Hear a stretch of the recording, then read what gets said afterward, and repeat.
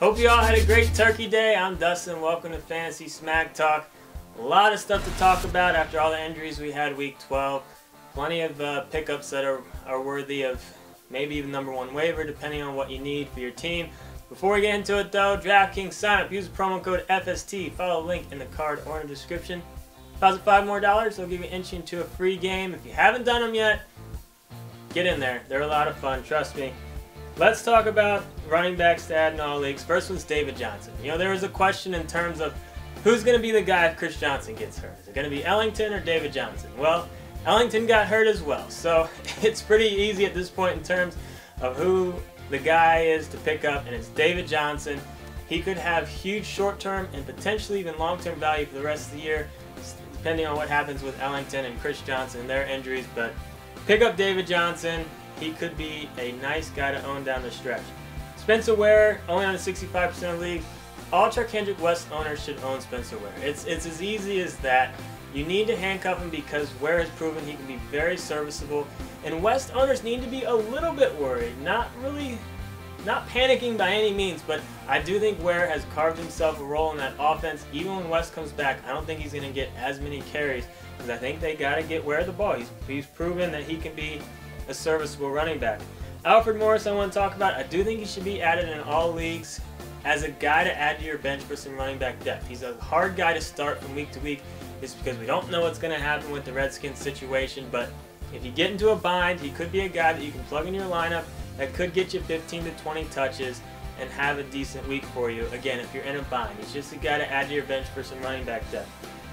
Theo Riddick kind of fits that same mold in terms of, I think he should be only added mainly in PPR leagues or really deep standard leagues. But Riddick, kind of the same deal. He's hard to start each week, but if you get into a bind, he could be a guy that you can plug in that can get you 15 points, maybe has a big game. He's been getting a little bit more carries than he was at the beginning of the year, and obviously he's a huge threat in the passing game for them. And I think they're really starting to find how to use him, kind of like a Danny Woodhead role. And he's been solid over the last handful of weeks or so. Wide receivers, got to talk about the craziness that went on in the Pittsburgh-Seattle game. Even though I don't really like them that much, I do think I got to talk about them. I got to put my 2 cents in there with them. But Doug Baldwin, Marcus Wheaton, Baldwin owned in 40% of leagues, Wheaton owned in 15. I mean, here's the deal with these guys. You're going to have to take the good with the bad. I mean, they're not, with Baldwin, they don't necessarily target him that much. It depends on their game plan, whether they're trying to run it. I mean, with Jimmy Graham out, maybe they do a little bit more, but don't go crazy over Baldwin just because he is kind of a roller coaster, but not a bad guy to add. Not a bad guy to add because he could blow up at any given time. And then Wheaton, just don't forget, he's the number 3 option out there. It was more of a situational thing where Big Ben was throwing to the guy that wasn't getting guarded, and that was Wheaton. But again, there's a big upside there from week to week just because if the opposing defense wants to shut down Brown, they're going to throw it to the guy that's got single coverage. So Wheaton, monster game week 12. Some younger guys to add. Same with sticking with wide receivers. Devontae Parker, I think he's a decent add in deeper leagues. Rashard Matthews was having a pretty solid year, but now he's hurt, could be out for multiple weeks. Don't forget, Parker was a first-round pick for Miami, but Matthews was playing well enough to where they didn't really need to throw Parker into the starting lineup. But at this point, they need him, and he could be a decent guy to have from here on out. Seth Roberts out there with Oakland. Yes, they have Cooper. Yes, they have Crabtree.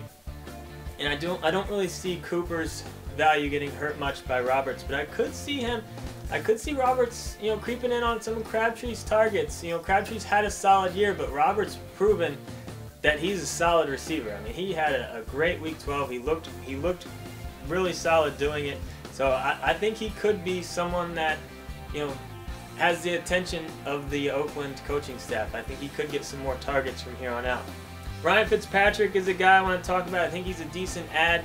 I like his matchup week 13. If you're not liking your quarterback, I don't even mind his value from here on out. The Jets offense has been one of the surprising things that has happened this year. I mean, they've looked great, with Decker and Marshall, and Fitzpatrick has been, a really big surprise, and he's looked solid. It looks like he's past that thumb injury.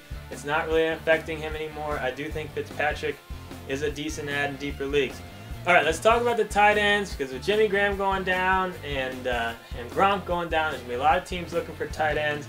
I do think Gronk's probably going to miss 2 weeks would be my guess, which means Scott Chandler is a decent pickup, only on 10% of leagues. I think he could have top 10 value while Gronk is out. So not a bad guy if you're looking for a tight end. Kyle Rudolph only on 50% of leagues. I think he has 19 targets over the last 2 weeks. You gotta love that. Again, only on 50% of leagues, so he's out there in a lot. Zach Miller only on 25% of leagues for Chicago. Bennett has not been himself. Even when Bennett was healthy, Miller was getting targeted a decent amount. And at this point, I think Miller could be the better tight end to own out there in Chicago. And Chicago likes to use their tight end, and Miller has been solid.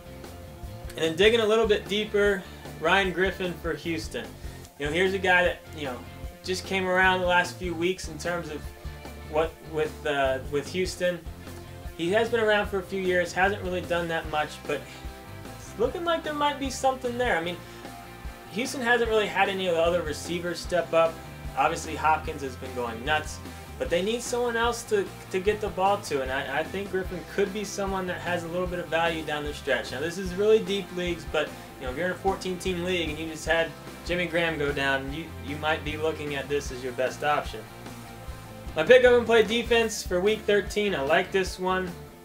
Chicago going up against the 49ers.